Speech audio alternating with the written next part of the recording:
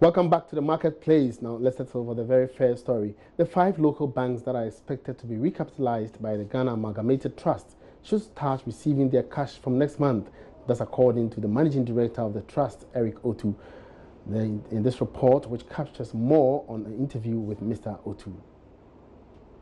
Speaking in an interview with Joy Business, Managing Director of Ghana Amalgamated Trust, Eric Otu, says his outfit is planning to raise 2 billion Ghana cedis from pension fund managers and investors. GAT, he says, is planning to pay an interest of 21% every 12 months over the next 5 years for the corporate bond. Eric Otu noted that a planned fundraising will happen from next week after the prospectus for the 5-year corporate bond is formally released. According to him, 750 billion cedis of the amount raised in the first tranche will go to support ADB, UMB, Prudential, Sahel Bank and Omnibank. 1.5 million cedis will also be advanced towards NIB to help it meet the 400 million Ghana cedi capital requirement. Managing Director of the Ghana Amalgamated Trust also tells Joy Business the disbursement of the funds to respected banks will start on time to ensure that it meets the Bank of Ghana's deadline of March 31, 2019 for these banks to recapitalize. The Ghana Amalgamated Trust also argues the funds are being invested in these banks in return for equity. This should allow the trust to have some controlling stake in these banks. Mr. Otu reveals that after 5 years, all investors with funds in these banks will get their principal plus interest paid them. According to him, government is expected to offer a 70% guarantee for bonds in terms of the principal and interests to be paid. The bonds will be traded on the Ghana Stock Exchange possibly before the close of this month. Let's turn our attention to some energy matters now, and some of the power and distribution firms appear to have taken an entrenched position as they push for increases in utility tariffs. The Public Utilities and Regulatory Commission, PURC, is likely to review utility tariffs this week after some extensive engagement with stakeholders. But what would be the ideal rate for these companies involved? There's more in this report. The Public Utilities Regulatory Commission is likely to announce a new utility tariff this week. Joy Business is learning the tariff would go up, but one thing we cannot establish for now is the rate of increase. For instance, the new owners of ECG, the power distribution services firm, is not satisfied with the proposed rate of increase, describing it as not good for the investments they are bringing on board. This has delayed the takeover of ECG. The Road Tariff Authority has already hinted it will no longer be subsidizing tariff. Looking at the rising price of gas, Dr. Isaac Doku is the Director of Commercial Department of the VRA. I'll say no, there's no way VRA can cushion the price for anyone. I mean, if we're going to negotiate, we're going in to negotiate because we're thinking about at what price can we sell the electricity. And therefore, we need to negotiate and negotiate hard because then our electricity prices can be competitive and we can be able to sell it on.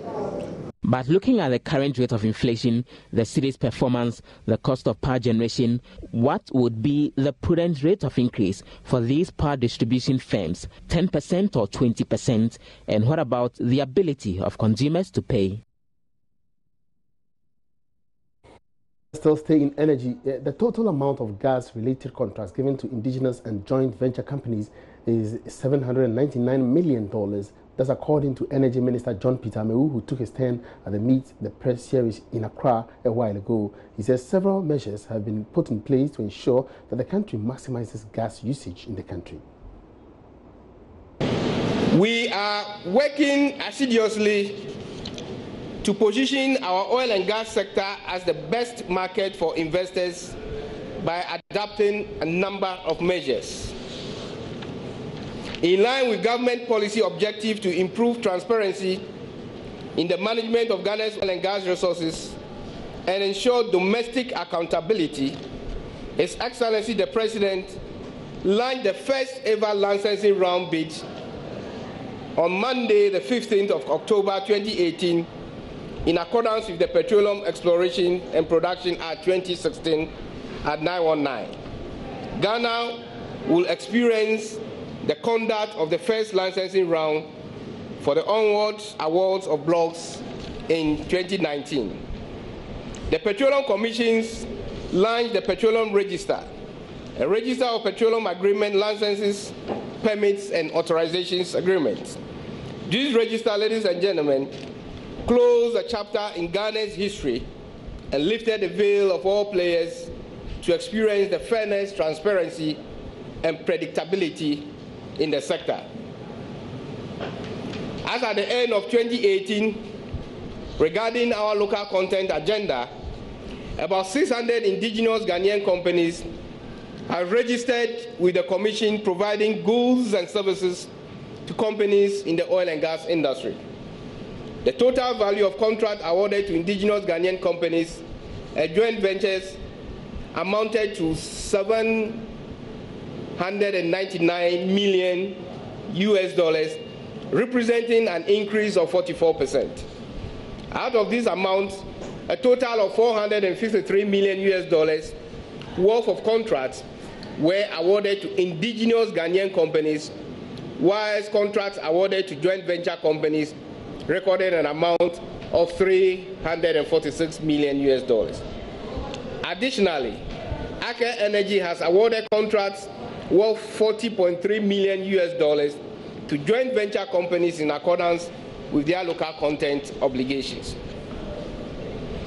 The Accelerated Oil and Gas Capacity Building Program will combine existing capacity building initiatives with new ones to meet the demands of the industry in alignment with national development objectives and at the management of Ghana's upstream petroleum regulator, which is the Petroleum Commission. Currently, ladies and gentlemen, the Petroleum Commission has established the AOGC Secretariat and engaged a program manager for the program.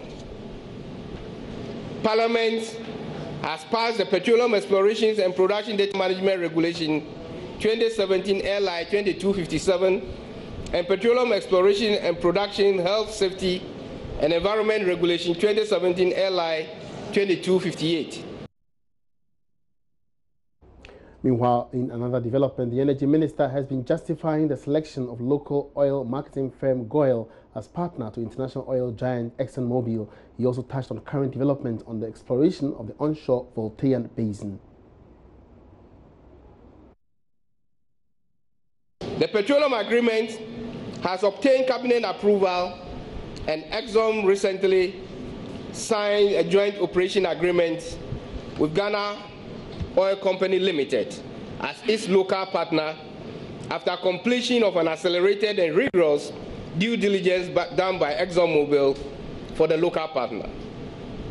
The partnership between GOIL and ExxonMobil fulfills the local content law, which stipulates a minimum of 5% stake reservation for a local entity in petroleum agreement. Ladies and gentlemen, the Pecan 4A wells was successfully appraised, and the results show new resource accumulation, indicating the presence of 550 million barrels of oil, an increase from the initial estimated quantity of 280. This amount is expected to increase to 1 billion when the Pecan South and Pecan Southeast wells are drilled. Aker, the company, has in this regard undertaken to submit an ambitious work and development program with first oil expected in 2020. Ghana National Petroleum Corporation, ladies and gentlemen, has commenced reconnaissance activities in the onshore Voltaian Basin to determine its prospectivity in line with government's policy objective. Currently, GNPC is conducting geochemical analysis and will soon start a two-dimensional seismic survey over the northern and southern sectors of the basin. Successful results of this survey will pave way for exploration and drilling activities in that area. Interesting comments there by the Energy Minister, John Peter Amewu. We would like to stay on this further, and we're going over to our energy expert, Kwejo Poku, to interrogate some of these issues. He's joining us via Skype. Good afternoon, sir. Welcome to the market, please. And how are you doing? I'm very well, thank you. Now, before we even get into the issues highlighted by the Energy Minister, do you support a downward or upward review of utility tariffs, which is expected to be announced maybe later this week by the PURC? Well, I don't think it's a matter of support. It's based on the facts on the ground. We know that ECG, as a company that's taken over by the concessionaire, last year made some losses. So it is a matter of reviewing the operations of ECG vis-a-vis what the concessionaire is supposed to do. Then based on that, PLC can take a very constructive approach. Ghanaians should pay more, or we should get a reduction. I honestly don't think there's going to be an increase. I think the price will be left as it is going forward. You don't think coming in by another, coming in place by another, concessionaire or a concessionaire, that's Meralco, don't you think this would rather, have cause to increase tariffs? Well, the call to increase tariff has always been there. But if here always go to PURC as it is up to the commission to sit and review and determine whether that certification is right. What some are saying is, look, what the concessionaire is going to do is try to reduce it's going to technical losses and it's going to reduce commercial losses. So, of the company. So by improving the capacity of the company, it will naturally be able to make more money what is being paid out. They are hoping that prices will remain as it is. Start fishing for wine, and then that can be reviewed. Say the plans, the changing of history, the reduction of technical elements, if that has in the ability of the company. Then you also can make a decision from there. All right, now let's get to the issues raised by the energy minister at the Meet the Press series, which ended a while ago. Now, one of the major issues that was highlighted was the fact that the issue of Dumso is over, and that any power outages may be the result of technical hitches here and there. What's your take on this particular issue? Well, I have always stated that the issue is completely different from what it existed between 2012 and 2016, which was lack of infrastructure. The lack of infrastructure was which really brought on about what we have all called Dumso. Going forward, you realize that there is quite a number of infrastructure that has been put in place. And in the tend to get is that you are getting the issue of what you tend to get is you are now trying to get the issue of people. You do not lose the.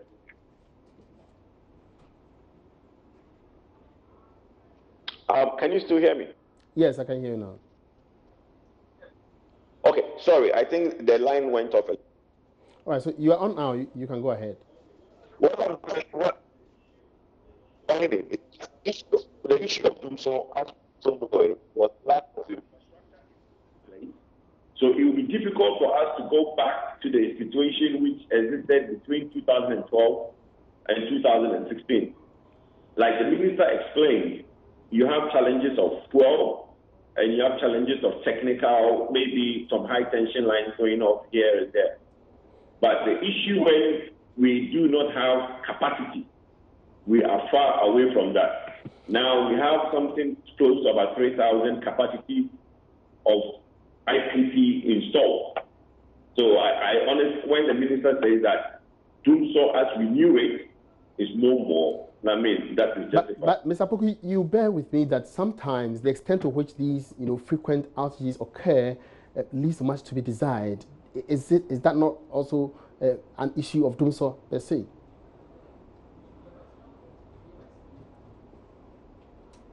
As in the account balance is when your light goes up. So your light goes up, so yes. But the technical acceptance of Dumso was a situation we were load shedding. Load shedding means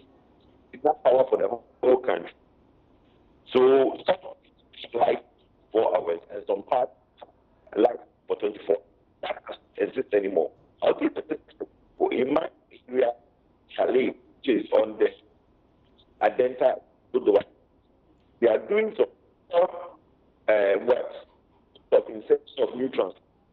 So 3 times a week, every morning you go to 6:30, and these are not a result of it's a result of new transformers and new technical issues in the area. So it's too expensive in that area that the future. If they don't think that they are doing transformers in the area, that is why every 3 times a week, evening lights go up. So it's a completely different standard. Now, let's move on to another issue here. It says the energy sector debts have been largely cleared. What's your take on this issue also? Well, if you listen to the interview that he gave, the minister corrected himself and said that the debt.